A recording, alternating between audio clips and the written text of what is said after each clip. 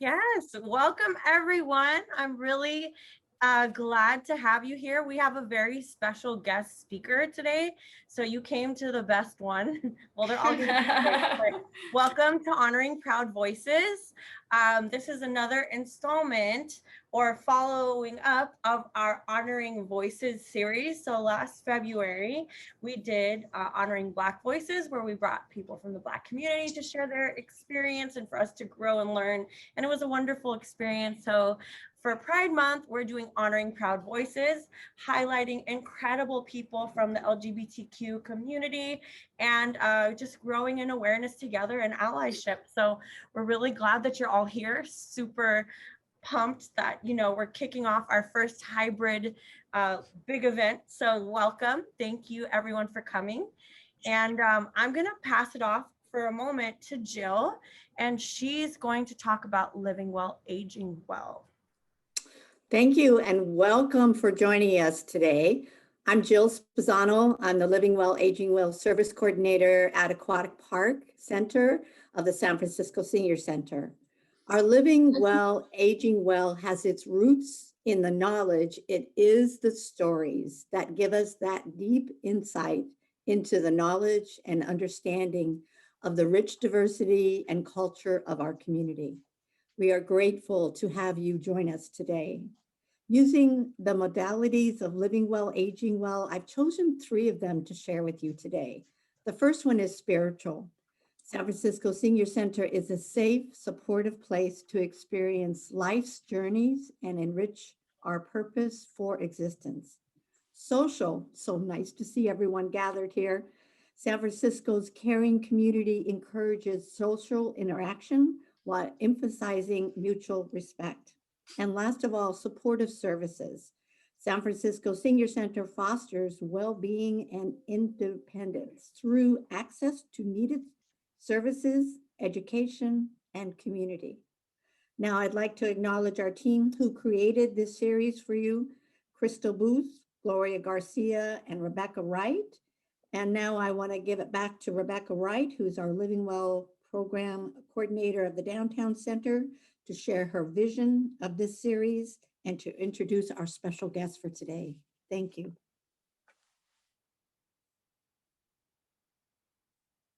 Oh, I muted myself. I'm back. So yeah, we are just so glad that you're all here. We had such a great experience learning and growth from our Honoring Black series event. So Crystal, Gloria, and I got together and thought, why not continue that for Honoring Pride Month? So let me just tell you a little bit about today's series within Honoring Proud Voices and why I picked this title for our wonderful speaker.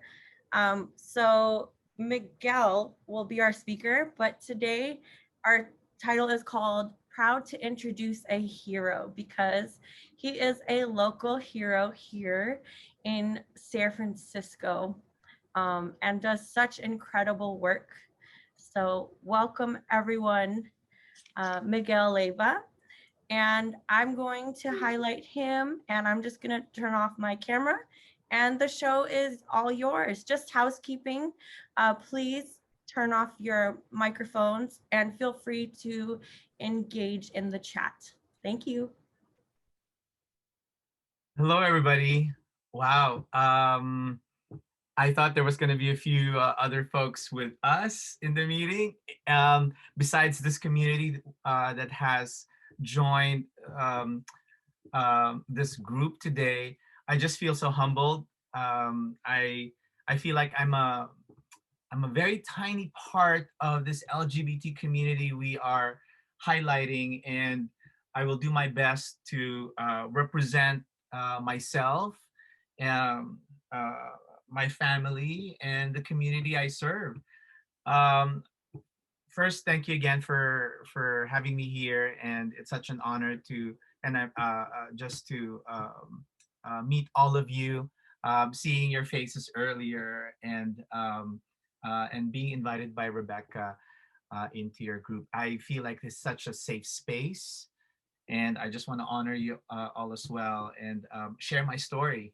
So currently, right now, I identify as he and him. I am a gay man, and I just celebrated my first year um, honeymoon. We weren't able to do this. Yes, we weren't able to do this last year when we got married via Zoom. Awesome. And it's such a great time for me and my husband, because we've been together for 16 years, but have never we've thought about marriage, but have not gone to that stage where we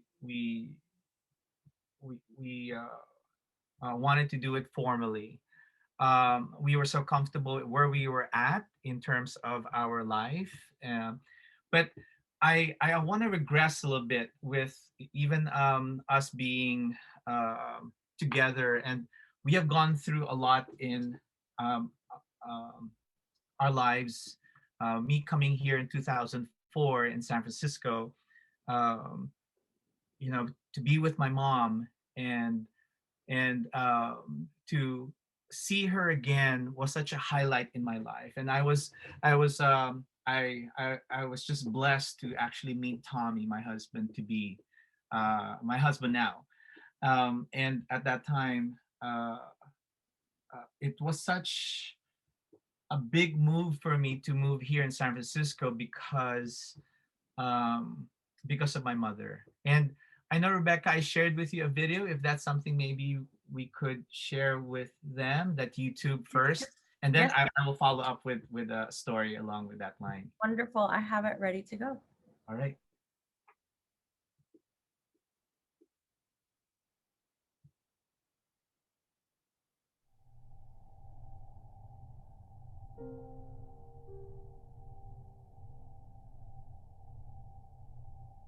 My name is Miguel Leyva, and I was born in Manila, and I moved here to San Francisco in 2005. My name is Joanne Duran. I'm born and raised in San Francisco. Hi, my name is Grace Felicia Lawrence. I'm from Monrovia, Liberia, West Africa. Came to the United States permanently in 1986. I feel most of the story there is where my mom left for the States when I was 10. I started to get into bad behaviors. Every after success, I would go out, I drink, I do this, I do that, just to numb the pain. And still, even at that time that I was hurting, I was still looking for my mom, and I found her. And even after I found my mother and I saw her and we were reunited, the behavior remained. When I got to 21, did the crazy 21-year-old stuff with the drinking, but that didn't last long. I started drinking heavily, I would say maybe 15 years later, maybe 20 years later, when I became a mom, when I became a single mom, and I ran into a lot of brick walls. I didn't know I can go further down than rock bottom than losing custody or temporary custody to their father. That was the key point right there. I did continue to drink after that to numb the pain, to cushion the blow, because I didn't know what was coming next. But it ended up, if I could paint a picture, it was like I drank, I lost my kids. I lost my kids, I drank, and I needed to break that cycle. Growing up in my town, the homophobic situation was very serious.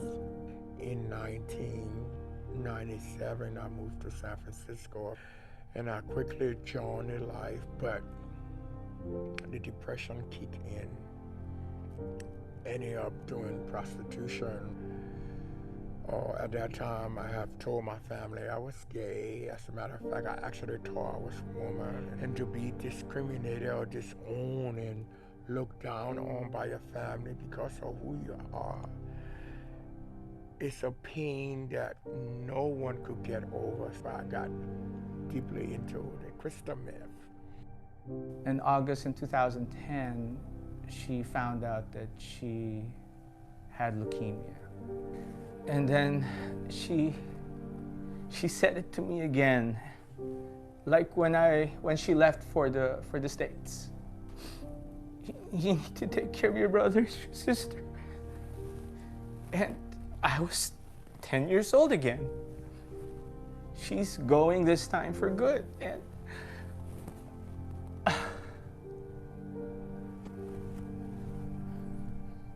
the very next day, I lost her. Following weeks after that, I was just out of control. I was running around San Francisco naked, high, and I was running on top of rooftops, and I could see the cop cars chasing me. And when they got me, I was cuffed naked, put back in the backseat of the police car. When I finally came to Lion Martin, at that time it was Dr. Lisa Pratt. She did the paperwork. I first got my name changed. So I stayed 2 years in Warden House. And at that time, addressed my substance abuse issue. I also completed my transition as far as my hormone therapy. And it took me up until 5 years ago that I actually began to take charge of my life. There's one common denominator in grace, and that was Lion Martin. Support system and the same faces for years and up to now, who's never have once judged me. They saw me at my worst, they saw me at my okay, they saw me on top. And I owe my life to Lion Martin because they have always been there for me for some reason, and I'm grateful for that. I got into a program, and Walden House came to see me. I was welcoming everything. I even went to take GED, 5 Keys Charter in jail, and I want to study. I didn't finish high school. Today I'm a mental health specialist. I work in an agency for adult outpatients focused on mental health. I'm trying to share my story. That's where the power is, when I can share my story, because I'm not the only one who's gone through this hard parts of my life. Miguel is a very good unifier. Up until I met Miguel, I never really thought of my life in terms of a future. And now it's like I have all the opportunities that everyone else has. Like, you know, we're looking into getting a home, and like the future just looks pretty incredible. I'm very happy today. Like, I can't believe my life is the way it is. I really never thought it would turn out so great.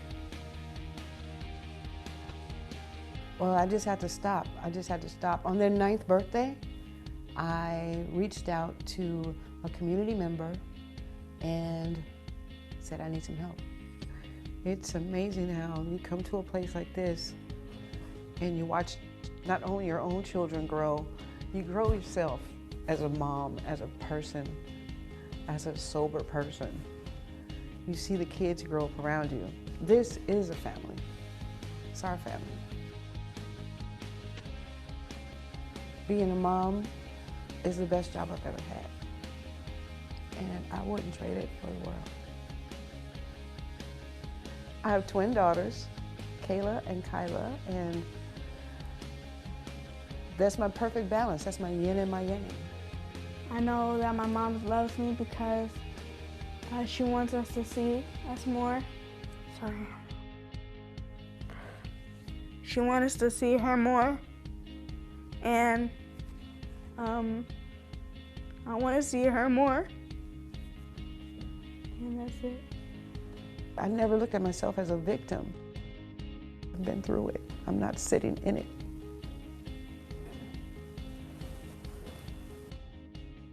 Good morning, family. Good morning, Celeste.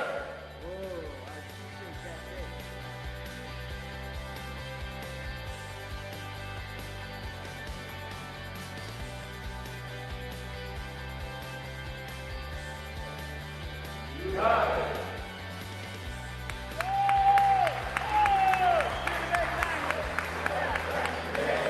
And he's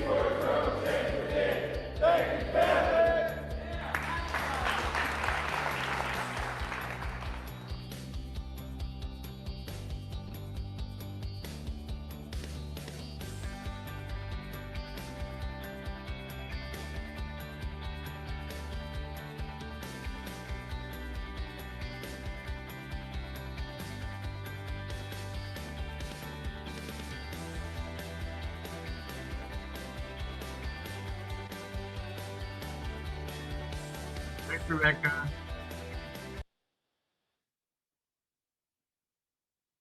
Thank you, everybody, for letting me share my story. Wonderful. Thank you. That's fabulous. Before anything else, I want to my husband just dropped in. Hey, come here. Yay. Just say hello. Sit down real quick. This is my husband, my partner for life. And he's like, hi, husband. Oh, man. That's everybody. Hi, everybody. Hi, husband. Okay, go. Oh, you guys are so sweet. So thank you, everybody, for letting me share. That video right there has been during my recovery and during my wellness and working as a peer mental health specialist with RAMS, Richmond Area Multi-Services. I can say that during that process where I lost my mom, me and my partner, my husband now, we were going through our addiction, and it was such a difficult time in our lives that we had to separate for a little while. And in that process right there, I think that was a good time for us. It was good that, it was not a healthy relationship at that point, and we were younger. Now we just turned 50. We're at that 50 mark, and we're actually planning our lives. But we look back at our experience and our recovery and our health and our wellness and where we want to be. And I feel that partnership, he is my community. He is my best friend. He is my partner. And what we have here right now, what I see with everyone coming into the room earlier, I just felt that connectiveness as well, and being connected to each other, I believe is something that supports us in our wellness, in our health, aging well, in our spirituality. Tommy's not so spiritual, but he is. I am more of that type of person, and so I feel like I share that with him, and I imbibe that with him, and he's being a grounded man, a person, also helps me ground myself. In my work as a peer mental health specialist with RAMS, and thank you, yes, RAMS is such a great organization. It is predominantly a psychoeducation. It trains new therapists. It has doctors. It provides medication. And those are the main services. And at 2011, our CEO, Kavus Basiri, introduced the idea of adding a peer counseling program into a psycho dynamic services type of agency. And it was such an experience. And if you allow me to kind of share that time where I was joining an agency where there were all doctors, and here I am coming in as a peer counselor. I trained at San Francisco State University Department of Counseling, and also with the RAMS certification. And so I was blessed, and I was lucky to get a few days of a program into their agency. And they were like looking at me like, "What are you here for? Why are you in our program?" And I started to, just settle in, and okay, what am I supposed to do here? And I felt I needed to connect with people and start from who I was. And I needed to introduce myself as a person who is Filipino, who is experiencing grief and loss, gay man, and recovery. And all of that I brought into the space. And I just brought who I was into the space, and people started to come in and join. And from their therapy, they would actually come into the room and sit down with me, just watch movie. We have folks who from different ages, and I would have to decide which movie to watch. And here I am. I love Harry Potter, and everybody's just like enjoying it.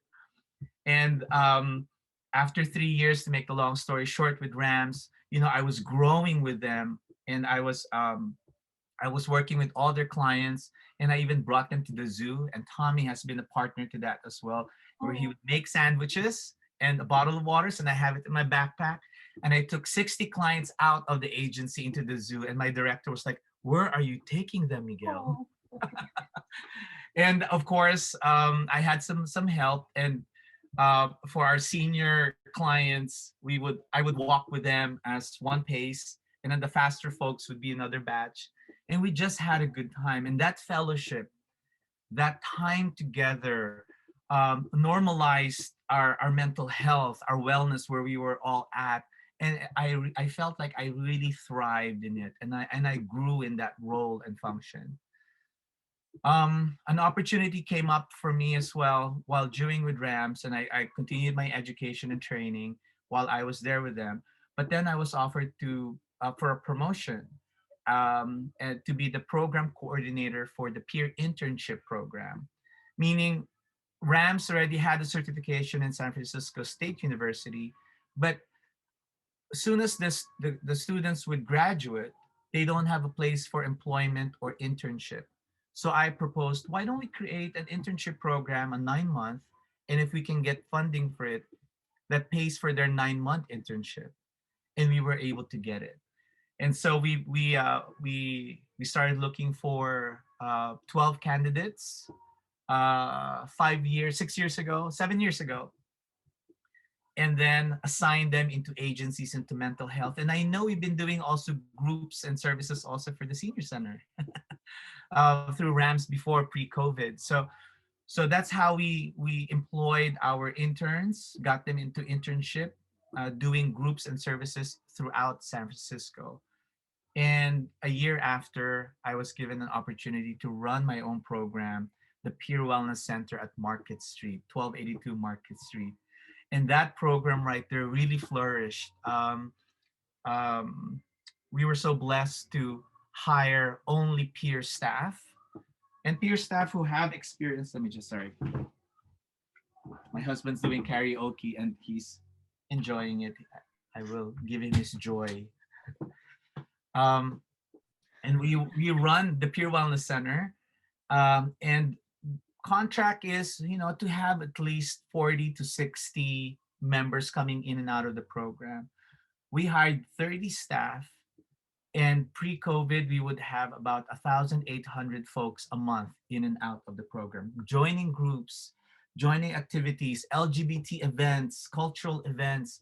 And I think, I drew from the peers' experience of what they would like to share with everyone in San Francisco.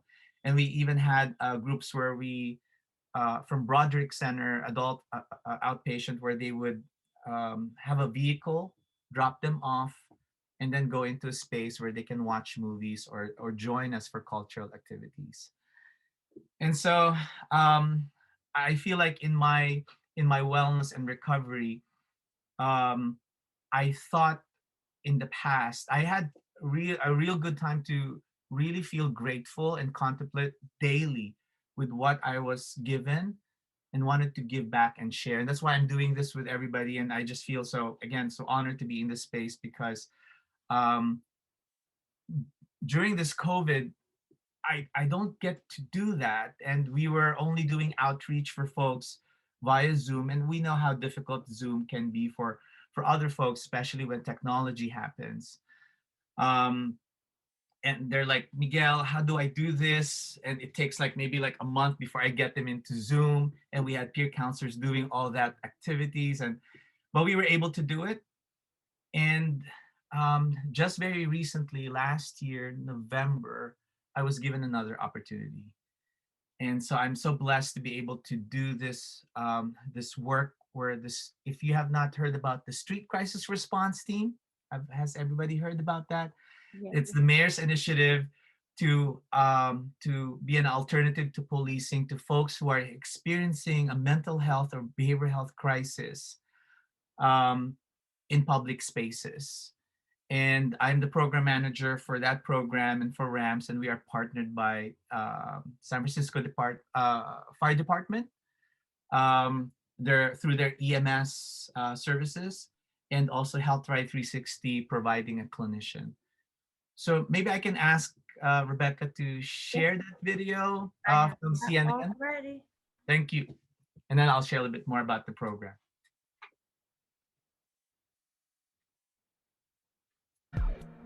Crisis does not happen, well, for me, did not happen just like that. It happened gradually where I found myself in the streets. So I want to let you know that, I've been in the street myself. Miguel Leyva spun out of control when his mother died. Now he's sober and part of a new street crisis response team in San Francisco.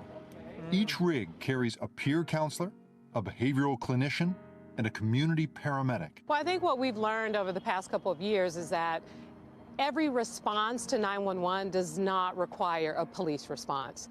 And in fact, in a case of someone who's suffering from mental illness, it could make things a lot worse than they need to be. Data is spotty, but studies beginning in 2015 suggest that between a quarter to a half of all fatal police shootings involve someone with a mental illness. San Francisco Police Chief William Scott, interviewed this summer, said he was eager for his dispatchers to bring in this kind of help. I would like to see the police be in a position to bring the resources who are trained to handle, I see, the non-criminal, non-policing, non-violent situations. And President Biden called for just this sort of approach on the campaign trail. This team patrols the streets, looking for people in need. It's part of a new program costing an estimated $13 million a year and paid for by a business tax. 911 calls about nonviolent people in crisis are directed away from police to these specialists.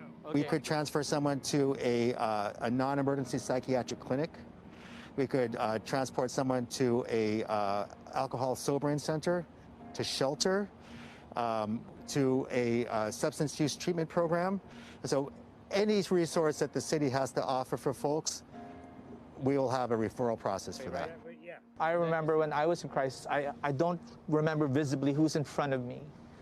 And sometimes that tone, that approach, it's not just a technique of counseling or de-escalation, but a real person-to-person say, hey, I'm here to help. How can I help you? I appreciate you talking to us. And homelessness, mental illness, and equity are sensitive topics in San Francisco and across the country. At least one passerby felt we should not be filming people in distress, even with their permission. These are people living on the streets. Hello? These are people living on the streets. They shouldn't be recorded. We decided to blur the faces of people in the midst of a mental health crisis. And by the way, this person got housing a few days later, according to San Francisco officials. You're going to have the doctor look at your hand? Yeah, 1 o'clock. 1 o'clock? Yeah, that's okay, good. That sounds good. What are they offering you that you need? What did they offer me? They gave me like food, and they really, what amazed me was that they like started helping me pack my bag and fold my blankets. I was like, well, we wouldn't have got that done. Because my mind is so jumbled. Hey, thank you. Hey. Thank you. You know, it's tough. It's tough work. It's hard work. But I'm able to really rely on my team. We debrief each and every call. This is our debrief. Who would like to begin? We watch the team offer comfort, gather belongings, bring over a sandwich. But it's not just talk. Every detail is recorded for the next specialist. He had some subacute conditions, like he had his finger, he had some cuts and stuff, some minor stuff that needed to be looked at. We were able to de-escalate in the moment. We provided resources, and then we would list out what those resources are, and then we would discuss his interaction. What would you say to someone who sees this and says, so wait, they're spending all this money to go out, talk to people, maybe give them some bags for their goods? I grew up in a household, most people don't know, with an aunt who was born with brain damage. She suffered from mental illness. She had a number of challenges, but she wasn't violent. But every time she was at a location where she wouldn't leave or she didn't follow the rules, then they would call the police. Mental illness can affect anyone at any given time, so we need to treat it that way. At the moment, there are 2 of these teams on the street. By summer, the plan is to be able to handle the whole city. I believe we will be able to handle in excess of 10,000 calls per year once we're fully implemented. We plan on having 6 street crisis response team units operational every 24-hour period. Thank God you guys showed up. Oh, for sure. Yeah, we'll get you back home. It's an opportunity for law enforcement to actually focus on public safety, so we appreciate their work. But at that particular moment in time, it did not require law enforcement, and we were happy that we were there. Hey, NBC News viewers. Thanks, Rebecca. Wonderful. I'm curious to hear, I want to share a little bit more about my work there, but I'm curious, does anybody have any questions about that video? Please do. Go ahead and unmute yourself.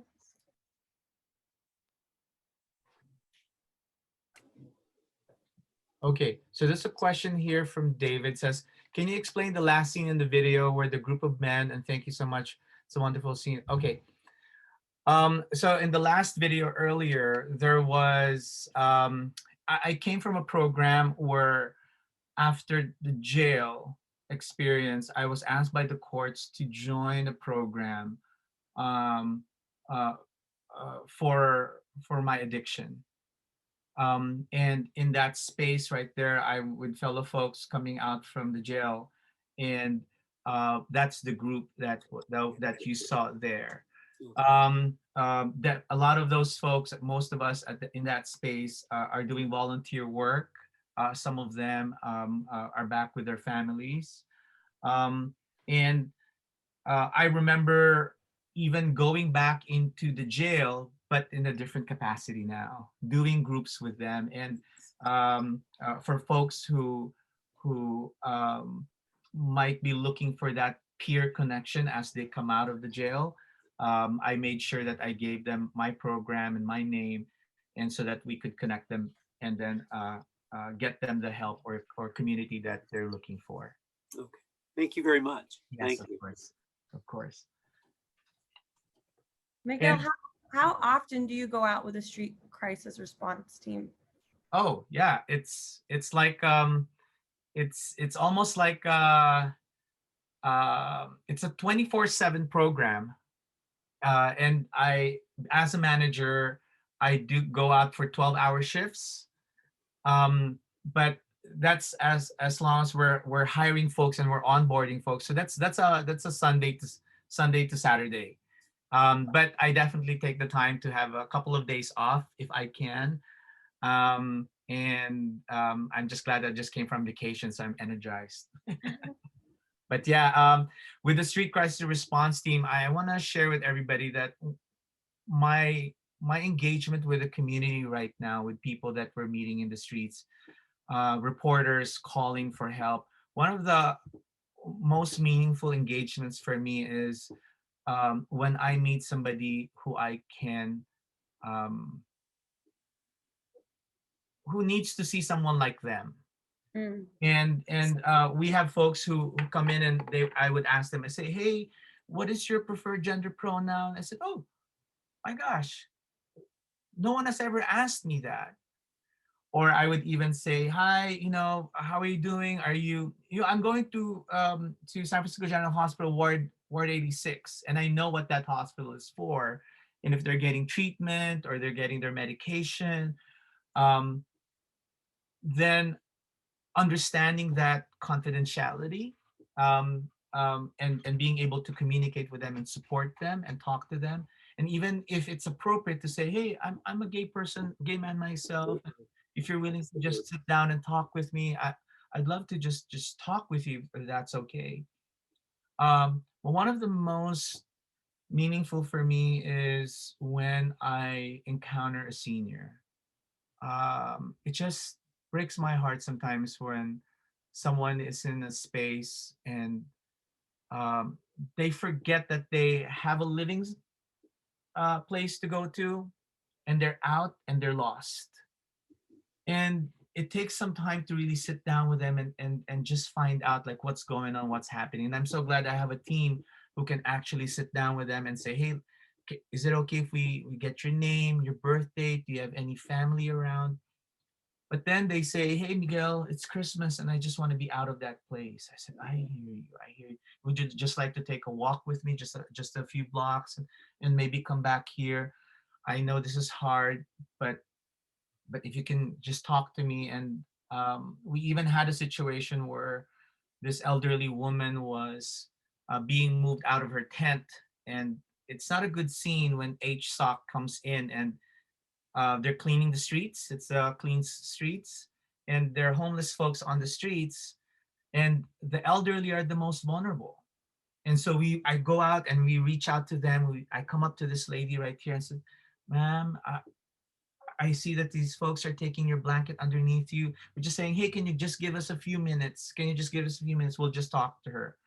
And she says, oh, what's going on here? And I hear her accent, and then I hear that she speaks Tagalog. And I said, hey, mommy, nanay.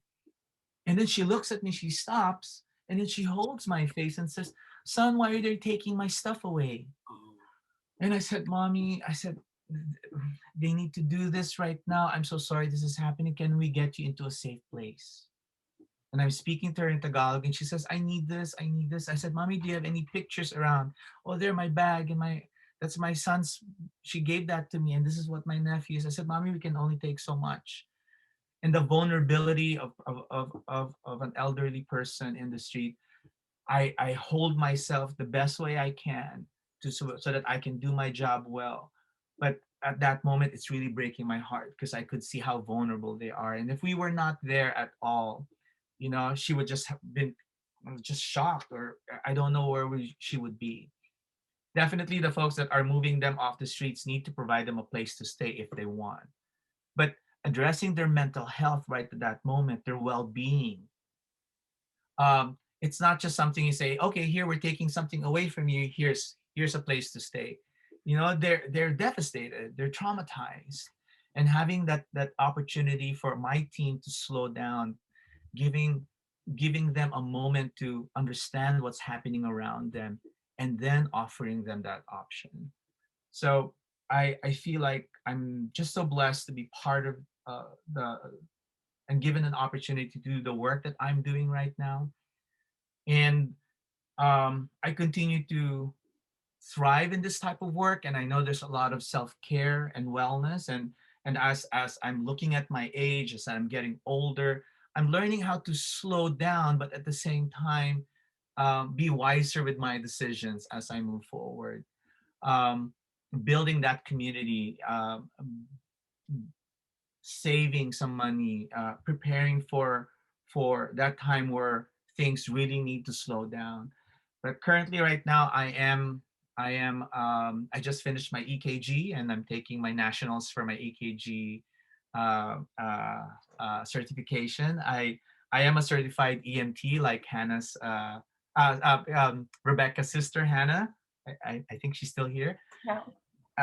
And I'm actually heading into my paramedics, so cross my fingers. So I just applied for my application for my paramedics while doing this work. So I know, yep, Miguel's doing a lot of stuff. But I thrive in it, and I feel like I've been given an opportunity, and I will do my best to give back to my community the best way I can when I'm called for it. So thank you for giving me this space. You, Miguel. We have another question in the chat from Crystal. Yes. She said, how often do you encounter LGBTQ person when you're doing a street crisis response work? All the time. Our community, one thing about our LGBT community is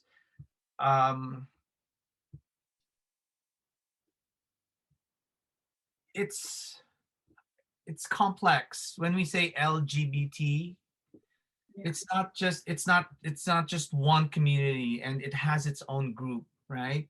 And each community, each gay, lesbian, transgender have their own struggles and challenges, and it really needs that community to come together to support their group. So what we do is when we do encounter them, like that one person you saw in the video with CBS, I I asked that person, I said, what is your name? And I'm gonna give a fictitious name here, Joanna. I said, hey, Joanna, I was wondering, what is your preferred gender pronoun? And when I was asking Joanna what she had planned, because she didn't want to go anywhere with us, and that's also an option. We don't just take people and transfer them, because that actually displaces them. I sat down with Joanna and I said, Joanna, who is your community? Who are the people that you work with? Do you have any groups? Do you use safely with someone that you trust? Practicing harm reduction.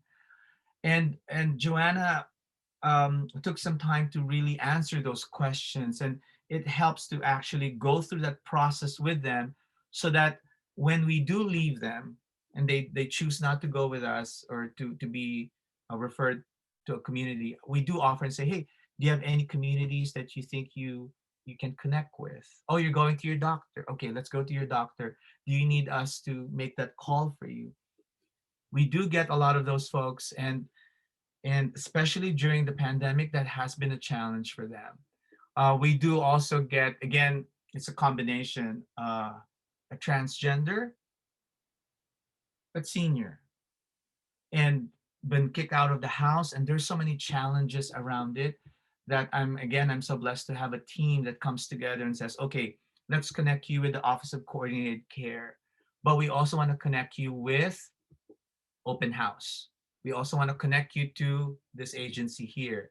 Have you had your COVID test? So there are so many needs around them, but I want to make sure that we do empower the individual to make their choices, because that can be overwhelming all at the same time. But as soon as we get them into a certain place, we connect with that person and say, hey, when you're ready, is it okay if we have someone just meet with you? And we want to make sure that the referrals that we offer them are the most appropriate. And it's a lot. San Francisco has so much needs, but we do it one day at a time and one person at a time. But yeah, to answer your question, there's so much need out there.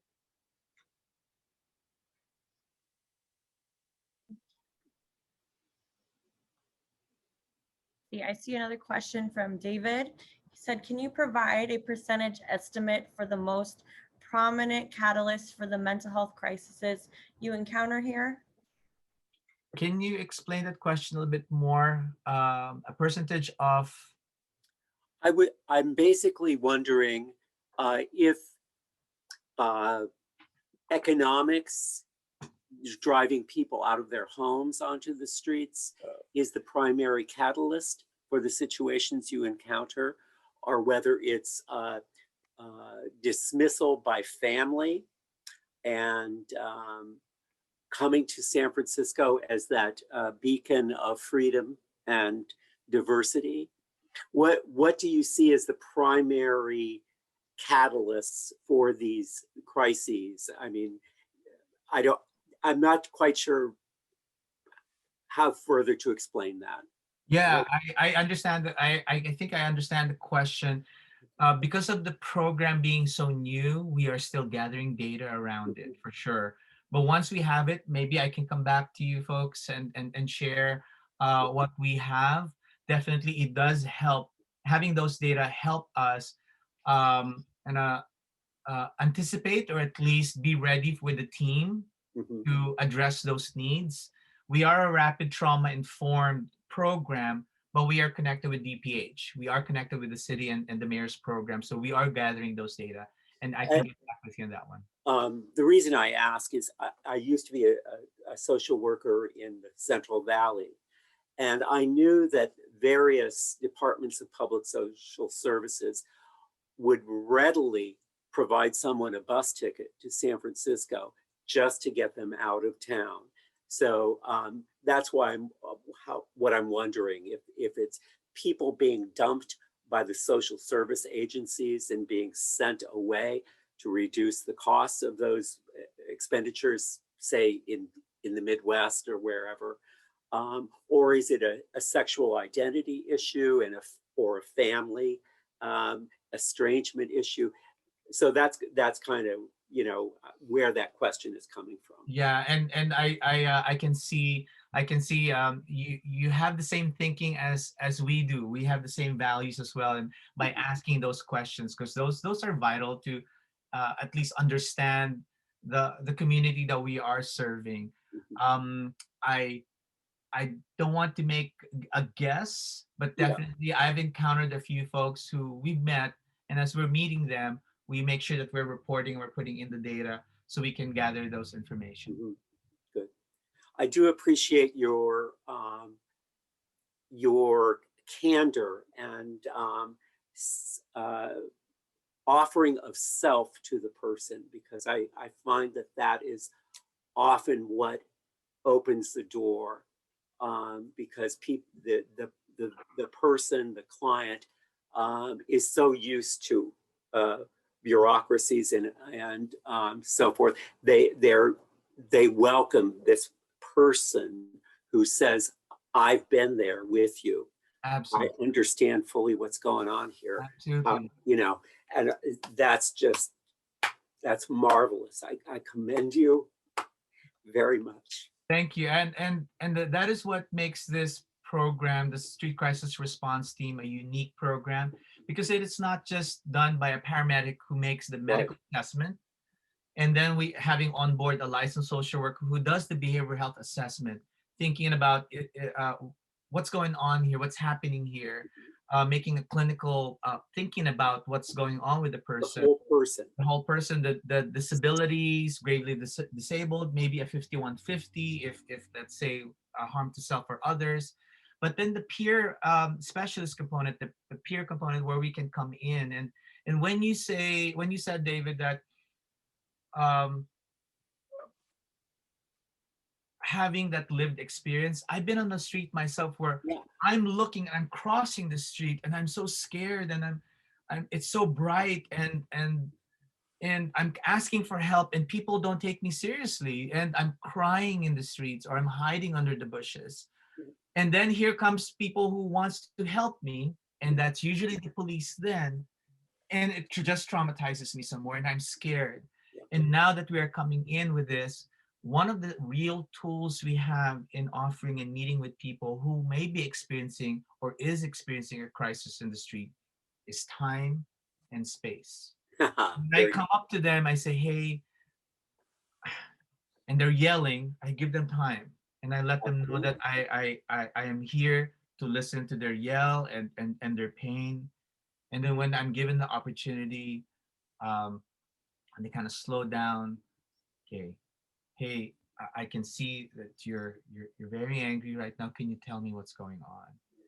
And then the space is meaning when before I come into their space, I ask permission. You know, they're in that area right there, and I say, hey, is it okay if I just kneel right here? Oh, okay. You don't want? Okay, I'll just stand right here. My name is Miguel. Can I have your name? I don't want to give my name. All right. What can I call you? And giving them dignity and respect. And those were some of the things that I felt I needed at that time. And I want to just make sure that I give that opportunity for them. Plus the fact that I'm the manager of the program, so I'm able to share this with my team and share this with the paramedics and the licensed social workers. And so we all influence each other in this program. So yeah, it's such a blessing. It's such a great program. Well, bravo to you. I see another question here in the chat from Leon. He was wondering, how is your partnership with SFPD? Very nice question. Yes. So we do outreach to SFPD. We let them know about our program. They know about us. Of course, it's a bit challenging even for them to know that here's this new program. And we are part of the 911 system. So because we're part of the San Francisco Fire Department, we get the calls that they get. And if somebody calls 911 and says, hey, I see somebody here who seems to be yelling and there's no weapon, and they're in the streets right there, that 911 call would be an 800 call, meaning the way they termed it is mentally disturbed. It's not a good word, but it's what's in the system. So 911, we have this call, and it would go to Street Crisis Response Team.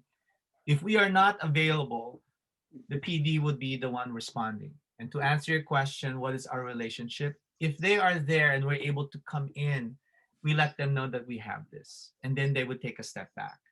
We have had situations where the PD would be around, and definitely we let them do their work, and we let them know that we're here and we're here for this type of call, and if they want us, and looks like they're not trained or equipped for it, and they see us, and so they take a step back, and then we step in, and then we give that time and space, and then PD leaves, right?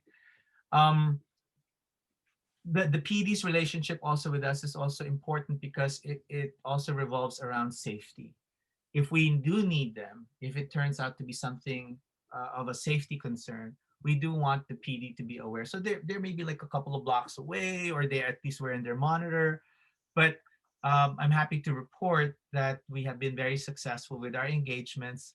Either we have folks who are willing to be transferred or to go to a place for to calm down and a safe place to shower or maybe get some services, or either they remain in the community, meaning we've assessed that they are able to advocate for themselves. No, I don't want to go with you, stand up. But it did not necessitate a police presence or intervention, which we're very, very happy. Thank you. Thank you. Tom, you can go ahead and ask your question. Thank you. I'm involved with the Oddfellows organization, which is a big building at 7th and Market. We constantly have drug dealers out in front of our building. So our focus has been, we call the police, we want to get them arrested, we want to get them removed off of the street. But yet, day after day, we still have people out there. And so my thinking is just arresting them is not really solving the problem. Yeah, you can get them arrested. Maybe they go to court. Maybe they get found guilty of selling drugs or buying drugs or whatever. But after hearing you talk, maybe there's another issue out there that needs to be addressed. And I think I'm involved with our hall association, and maybe we need to look at other ways. How do we deal with that? Just arresting them doesn't solve the problem. The drug issue is still there. What suggestions do you have? I hear you, Tom, and we do drive around the city as an active patrol. Doing a wellness check and driving around and with folks who did not who engage with us once, twice, and maybe able to actually just make that connection and have a relationship with us. But for folks who, I hear you, maybe they're doing other business, we call it, not just in your block, but also in other blocks. And I feel like at least having yourself there and the community and the street crisis response team just moving around and just showing presence, hopefully can influence our spaces and our streets. But I hear you. I have no answer to that, but definitely I hear your struggles and your concerns around it. You sent me a picture of the National Queer Arts Festival. Yes. Do you like me to share that for you? Okay, absolutely. And I have one more thing. Miguel is so humble. He wouldn't want to probably mention this, but he did receive the Consumer Community Advocate Award. What year did you get this, Miguel? I think that was 3 years into RAM, so that's maybe 2014 probably. Wow, that's Thank you amazing. for sharing it. Yes. You are amazing, Miguel. Oh, hey, thank you. I am nothing without my community, but I do embrace and acknowledge it, and I'm thankful for the opportunities that our community provides for folks who are connected, who are in their recovery and wellness. I feel like the work that you folks do in the senior center is definitely much needed. Please let me know if there's anything I can do to support and collaborate with your program. We do have our peer wellness center, and if you want folks, activities, and all that stuff, we're happy to collaborate as well. That would be wonderful. Miguel, thank you so much. You are such a You are hero. a hero. Inspiration. Just hearing your stories really touched, I know, my heart and all of our hearts. We loved having you. And yeah, let's just give it up for Miguel. Thank you. Thank you, so everybody. much. Thank you so much, everyone. Perfect. Perfect. Thanks again. I'd love to thank you again, Miguel, and just for the folks that are enjoyed today, would like to join us next week. Rebecca, is now a good time to do a little sneak peek of next week? Yes, let's go to it. Awesome. Awesome. So we'll be back next Thursday, June 10th at 1 o'clock. It's going to be more of an educational / training piece. We're going to bring on a wonderful organization. Miguel referenced it. It's called Open House. Open House works with older adult LGBTQ plus folks in the San Francisco and Bay Area. We'll have a trainer in cultural humility. His name is Ephraim Getahun. And he'll be talking about all things gender identity. So educating us on terms like transgender, non-binary, the use of pronouns, and other gender non-conforming identities. So, and also hopefully letting us know and teaching us how we can be better friends and allies to those that fall on the spectrum of gender identity. So join us next Thursday at 1 o'clock. Thank you so much, Crystal. Thank you, Miguel. So I'm going to officially stop this recording.